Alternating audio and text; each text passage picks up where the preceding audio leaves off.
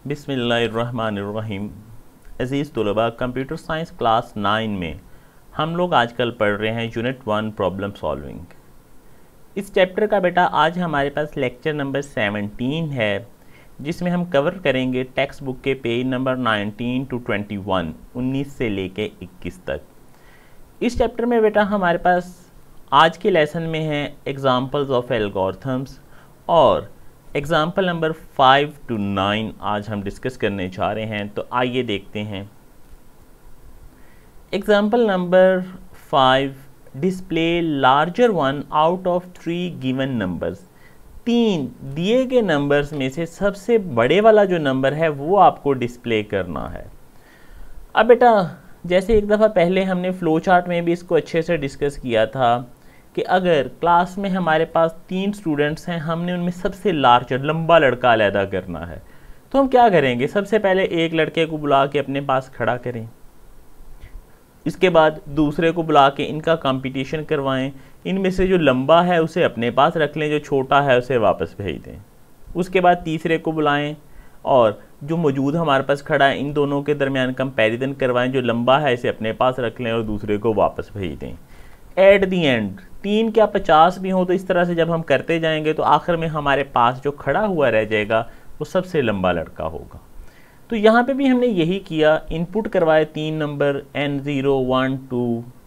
फिर हमने कहा कि लार्ज टू n0 कि सबसे पहले हमने कहा कि हमारे पास एक वेरिएबल लार्ज है जिसे हमने पहला कह दिया n0।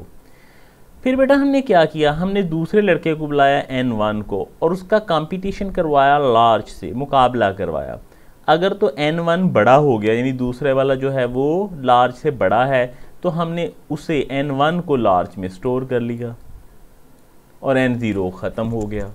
फिर हमने क्या किया कि थर्ड वन n2 का कंपैरिजन करवाया लार्ज से। अगर तो n2 बड़ा है लार्ज से तो n2 को लार्ज में किया और n1 को ख़त्म कर दिया। इसके बाद आखिर में हमारे पास लार्ज में सबसे बड़ा नंबर रह गया, वो हमने प्रिंट करवा दिया। इसके बाद बेटा हमारे पास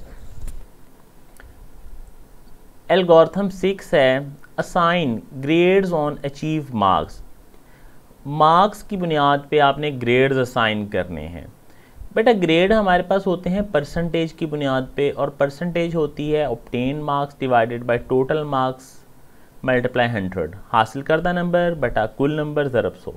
तो हमने क्या किया, यूज़र को कहा कि वो एंटर करे ऑब्टेन मार्क्स और टोटल मार्क्स। सबसे पहले हमने परसेंटेज मालूम कर ली, obtain divided by total multiply 100। फिर हमने चेक किया कि अगर उस बच्चे की परसेंटेज ग्रेटर देन 80 है तो हमने कहा कि ग्रेड होगा A+।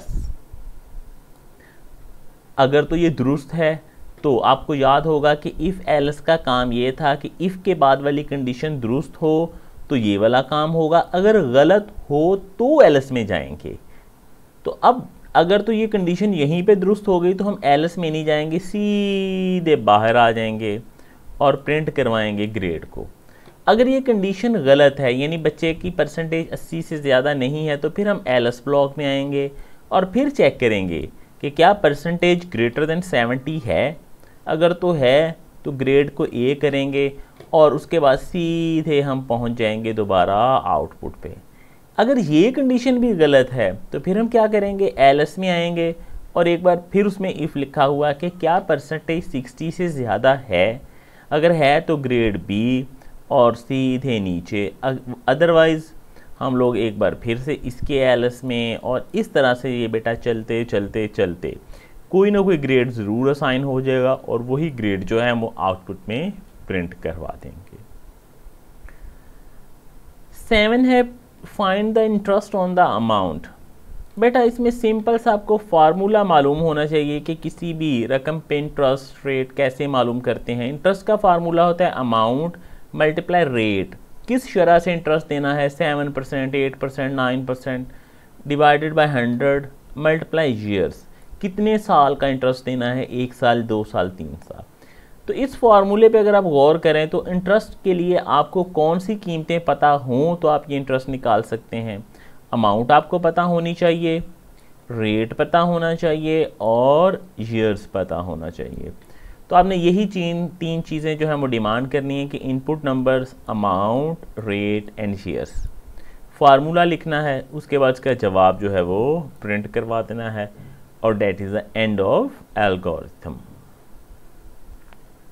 8. Convert the Celsius into Fahrenheit and vice versa. Vice versa मतलब उल्ट, कि सेल्सियस को फ़ारेनहाइट में बदलें, फ़ारेनहाइट को सेल्सियस में। इसमें भी बस बेटा मेन काम ये फार्मूला आपका याद करने की ज़रूरत है कि जब सेल्सियस को फ़ारेनहाइट में बदलना हो तो ये फार्मूला इस्तेमाल करते हैं।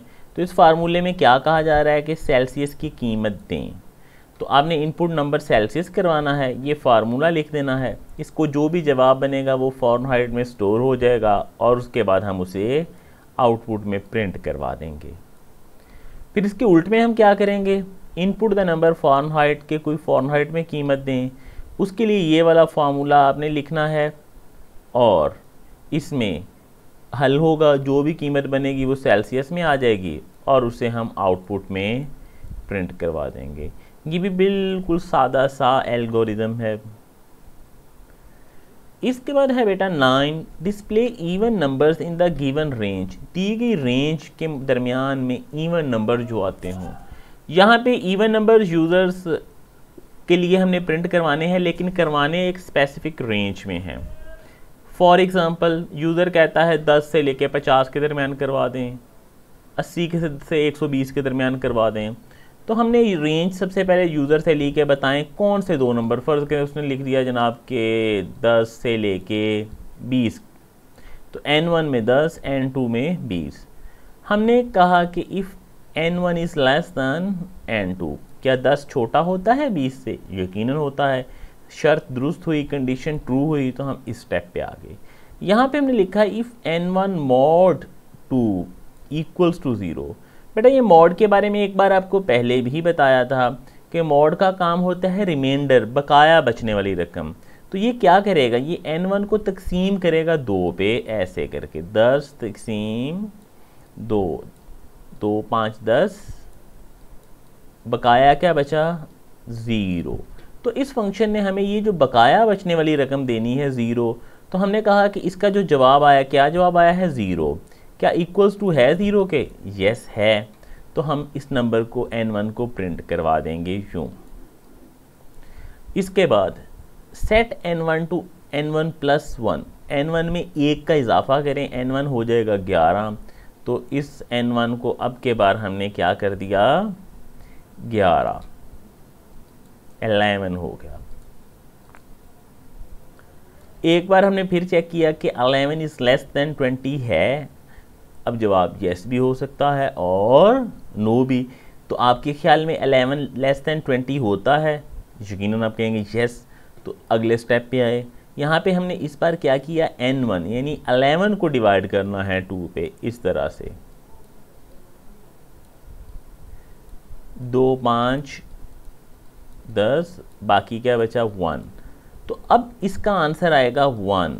क्या 1 इक्वल्स टू 0 होता है? यकीनन नहीं होता। तो इस बार हम आउटपुट N1 प्रिंट नहीं करवाएंगे।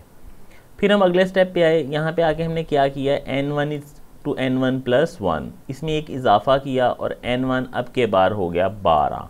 क्या 12 भी छोटा होता है? यकीनन आपका जवाब होगा यस, छोटा होता है। तो हमने क्या करना है, इस स्टेप पे आना है, 12 को 2 पे तकसीम करना है, जवाब 0 आएगा। तो चूँकि 12 को 2 पे तकसीम करेंगे ऐसे, तो रिमाइंडर क्या आएगा 2 6 12, रिमाइंडर बेटा आ जाएगा 0। तो इक्वल्स टू 0 आ गया, तो हमने इसको भी प्रिंट करवा देना है।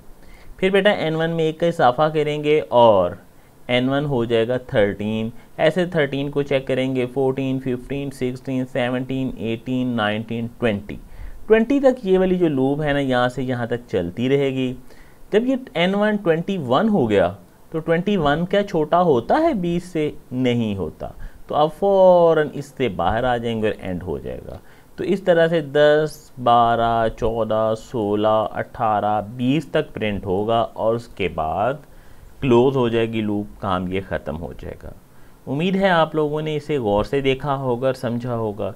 तो कल के लिए आपके पास बेटा यही 5 एल्गोरिदम्स हैं, इन्हें आपने लिखना है समझ के और सेंड करने हैं। अपना ख्याल रखिएगा। अल्लाह हाफिज़ बेटा।